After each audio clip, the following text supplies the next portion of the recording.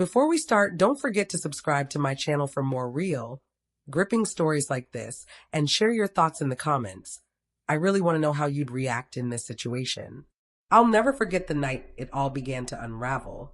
I was scrolling through my phone after a long day at work when a message popped up on the screen. It was from her, my wife. Simple, casual words, but somehow they felt like a punch. If you're going to be jealous every time I go out, just leave. I stared at it for a long time, rereading the words, trying to make sense of them. Jealous? Me.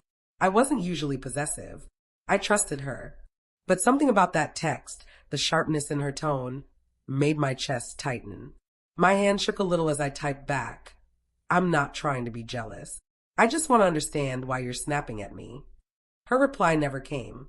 That night, I sat alone in our living room, the hum of the refrigerator filling the silence, replaying the conversation over and over. For the first time in years, doubt crept in. It started small. She had been going out more often lately. Sometimes late work dinners that ended strangely early. Sometimes nights out she said were just with friends. But the unease settled deep, whispering questions I wasn't ready to hear. At first, I blamed myself. Maybe I was imagining things. Maybe I was being paranoid. I told myself I was overthinking, that I had no right to question her. But subtle things started to pile up. The phone always faced down on the table. The sudden flinches when I entered a room. The laughter over messages she quickly hid when I walked by.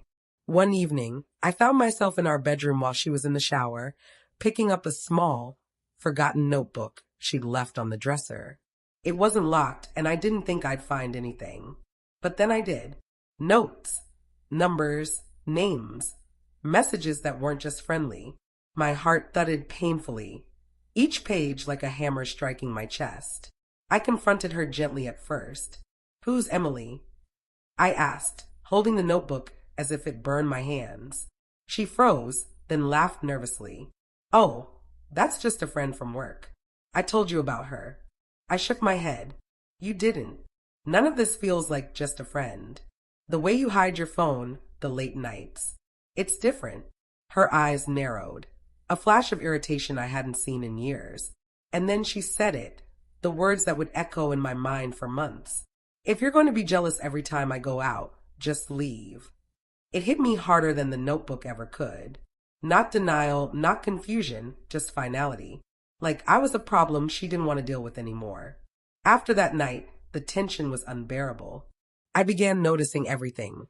The small lies, the sudden silences, the way her perfume lingered on her scarf but smelled faintly different, almost unfamiliar.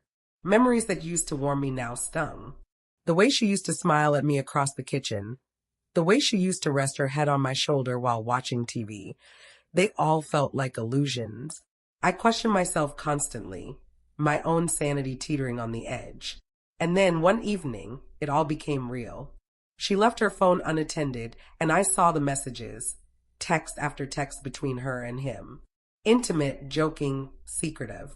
Not a single trace of my husband existed in those words.